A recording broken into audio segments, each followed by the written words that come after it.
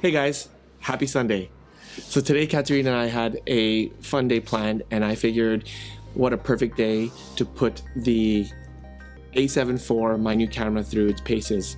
So today we are going to test it out in vlog situations, take a few photos and some filming situations, and that way I will be able to give you guys my first impressions, thoughts on this camera. Now, I've used the A7S III before, so it should be a similar experience, but there are some differences between that camera and this camera. So let's go out, have a little fun today, and see what this camera can do. Let's go.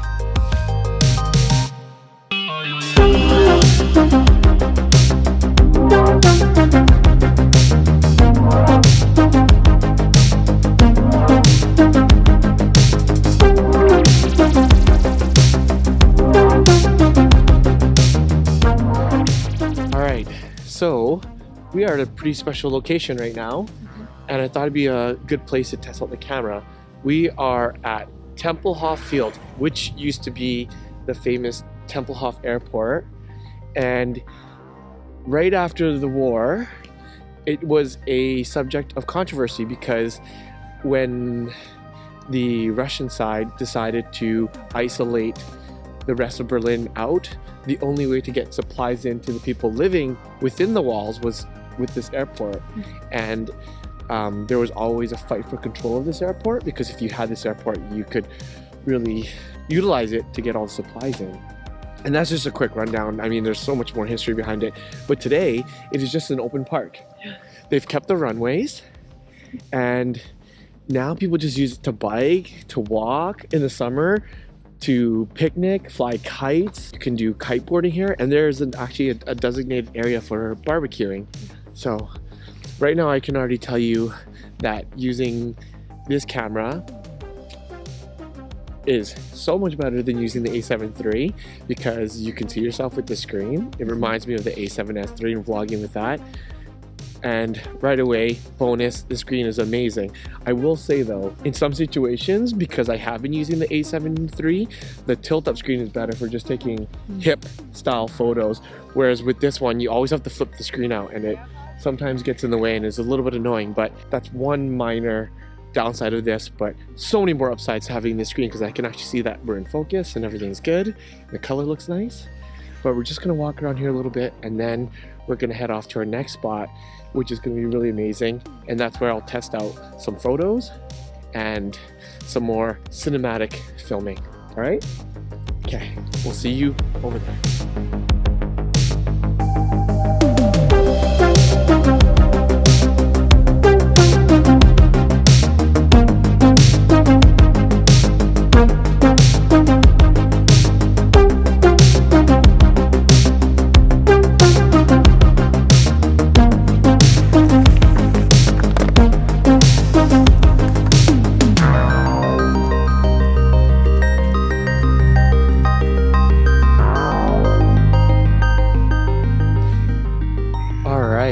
So for anyone who cares, the camera is straight out of the box settings. The only thing I did was I switched it to XAVC 4K and turned on the picture profile. And the one that I decided to go with today is PP11, which is the Acetone, because we're just out vlogging and I just wanted to see how that would handle. I kind of already know because I did a picture profile comparison for the A7S III, so I'm assuming these are going to be very, very similar. And that's pretty much it. I just wanted just to change those two settings to get the quality up, but other than that, leave everything the same so that I would get a good feel for how this camera is going to operate, and then I can make my tweaks later on once I get my first impressions of the camera. But right now we are somewhere really rad. We are at the rooftop of the Humboldt Forum, which we've been to before, but like, check out this view.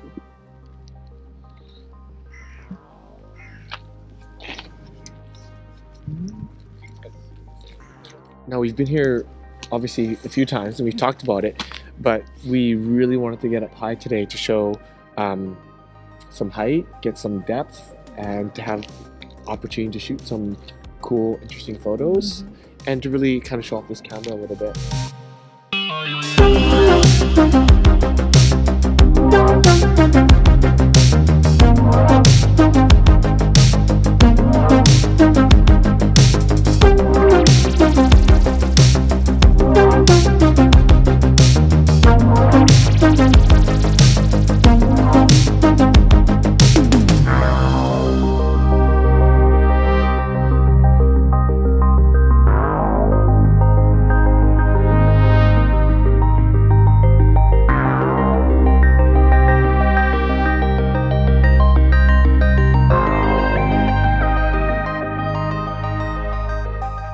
It took a lot longer to get from the Tempelhof airport all the way to here because the city is so big. So we're gonna have to head home now, and then I will finish my first impressions tomorrow in the morning, and then I'll get the video on. All right, so yesterday we ended up losing a lot of light, and it was pretty gray out anyways. So I figured before I gave my initial impressions, what I would do is come out today, since we actually got a bit of sun and it's golden hour right now. I would go down to the canal, which is right behind me, and I would get a few more photos and film some more clips, and then I would jump back on and really be able to give you a really good first impressions about this camera.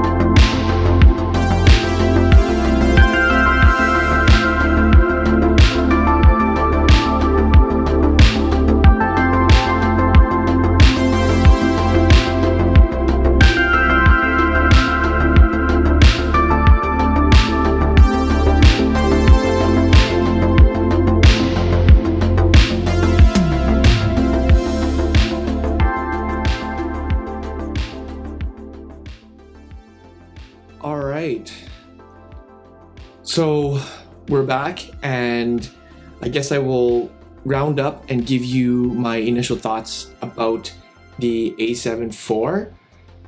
First off, the camera is amazing, and in terms of the picture quality, I think the raw files coming out of this camera are amazing to work with. The 33 megapixel sensor gives you a lot of room to reframe and crop if you need to. As you saw in one of the examples, when you cropped in, you still hold a lot of resolution.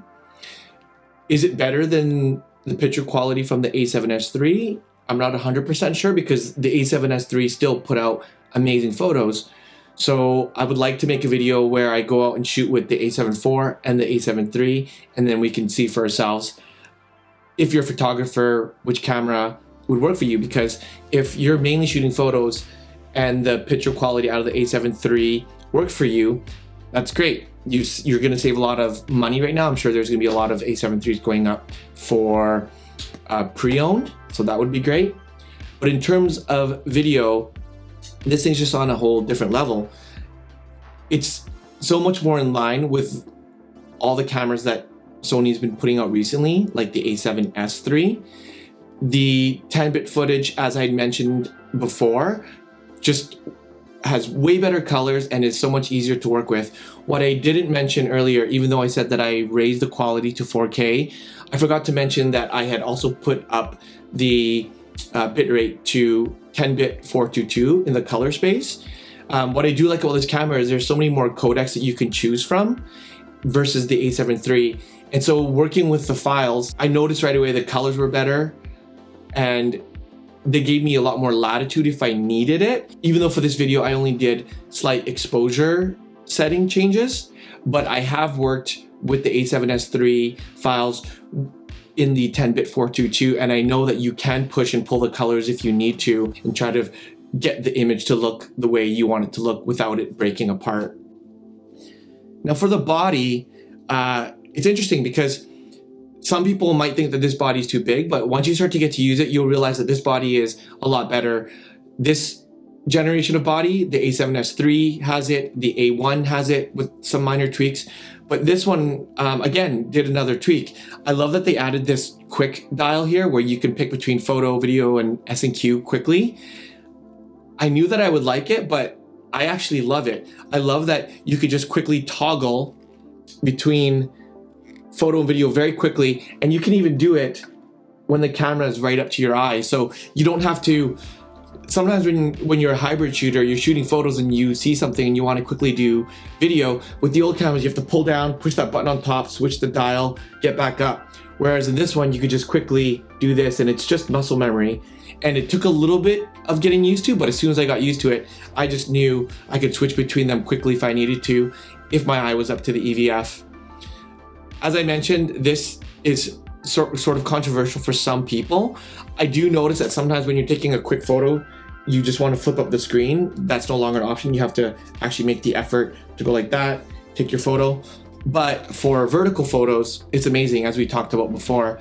And for my use case, because I'm filming myself quite a bit these days, I just love that you can flip it around and you can instantly see yourself. I do love this new dial. I don't know exactly what I'm going to use it for just yet, but I like the ability that essentially can be used for anything now, and they just kind of left the markings free.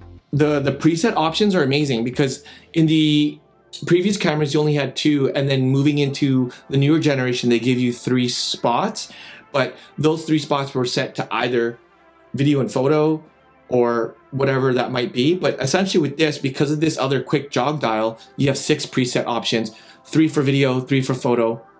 Even though I don't really know what you would use presets for photos, maybe a slow shutter preset setting, so you can do whip pan type photos or long light drags. I don't know, I'm not sure.